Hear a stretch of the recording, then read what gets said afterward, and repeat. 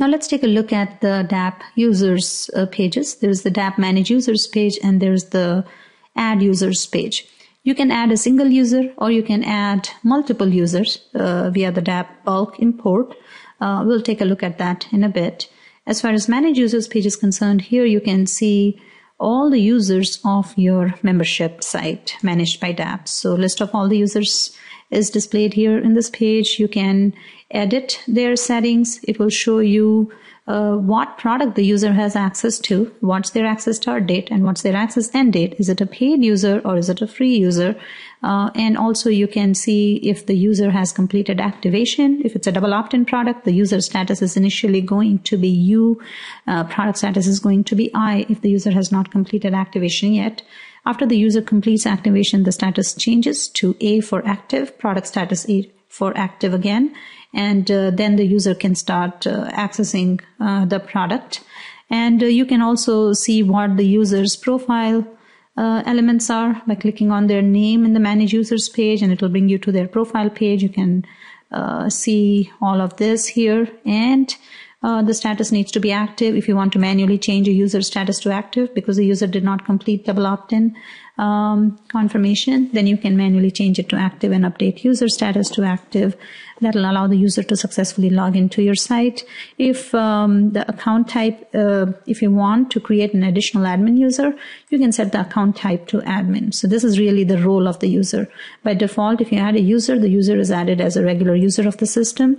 The user will not have access to this DApp admin panel backend. Only the users that are marked as admin users will have access to the admin backend. So you can create an admin user by creating a regular user, clicking on their name, coming to this page, and then changing the account type to admin. And you can change anything else. You can resend the users their login and password if they say they didn't receive it for whatever reason. And then let's go back to the manage users page. So here you can see the list of users and the product that they have access to. And if a same user has access to multiple products, you will see the same user ID and the same user email.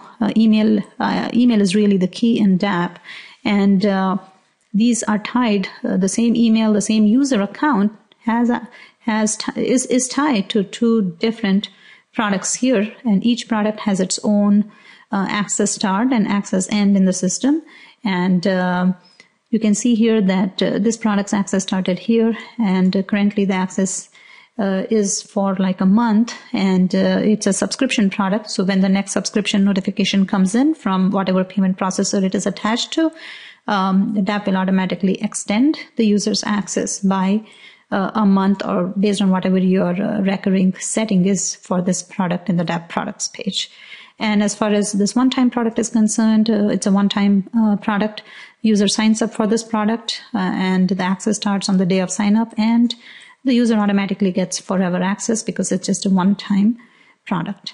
You can modify any of these settings manually as an admin if you want by clicking on modify against that user record, and then you can modify the individual setting. You can also change the product status from inactive to active. The product status is inactive if the user has not completed their product activation yet for a double opt-in product. If it's a single opt-in product, basically that means you don't have any double opt-in subject or body in the DApp products page for that product. Then the user is automatically activated as soon as they sign up. They don't have to complete activation. They're automatically marked as active in the system. And as far as transaction ID is concerned, as an admin, you can mark a user as paid. You can mark a user as free user.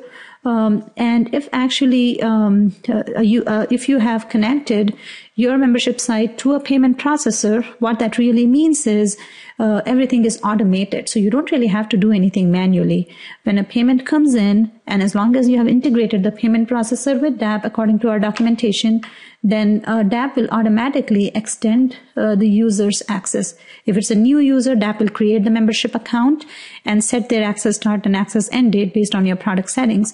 If it's an existing user that already has access to the subscription product, when the payment notification comes in, every subscription cycle, every recurring cycle, when the payment notification comes in, DAP will automatically extend their access to that product by an additional recurring cycle, again, based on your recurring cycle settings for that product in the DAP products page.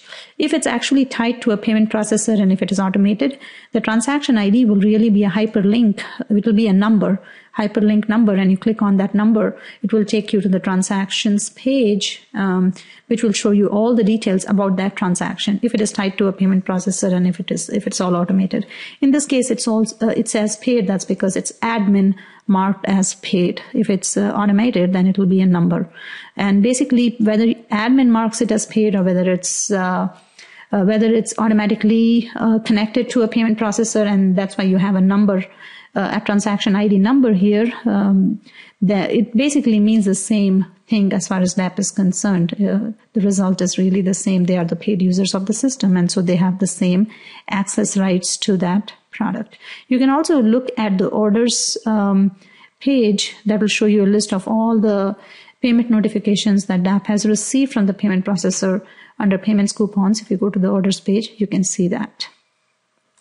Now let's take a look at the DAP add users page. You can do two things here. You can add a single user to a product, or you can bulk add multiple users to products. So you can import multiple users at the same time, or you can do one user at a time.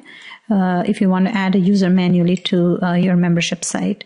It's straightforward. You just pick the product name to which you want to add the user, give it a name, give the user a name, put in the test email address or the user's actual email address that you're trying to add, mark the user as paid user of the system for this product, or leave it empty, so the user will be added as a free user of this product and will be able to have access to anything that you drip under this product marked as available to free users. Last name and username are optional fields. You don't have to set them. Multiple users, there are two ways to do bulk add multiple users to a product. You can select the product name and you can have a CSV file in this format, email name, first name. These are two required fields. The rest two are optional. So if you just have these two fields, just email, comma, first name, and then a new line. And in the next line, you can have the next list, user email and first name of that user. Or if you have last name and username, you can have that. And one user record per line. Enter that here and then just say bulk add. Mark users as paid or free, and all the users will be added either as paid user or free user of that product. And then bulk add users. So when you hit bulk add, users are not automatically added right away at that point because this is a bulk job. So any bulk job cannot be synchronously done. So the way it will work is you do the bulk job, you add the bulk, do the bulk add users, and then what will happen is go to the job queue here under system job queue, and you will see the users are added to the queue. So the job is added to the queue, the bulk import job. And then at the top of the hour, when the DAP cron job runs, and we have other documentation that talks about how to set up an hourly DAP cron job in your web host control panel. So when the job runs, that's when it's going to pick up all the jobs which are pending, which are not complete yet, from the job queue. And at that time, it's going to complete the job. So users are going to be added when the cron runs at the top of the hour. And then you will, when you go back to manage users page, you will see all the newly added users. And if you go back to the job queue, you will see the job status has now changed to completed.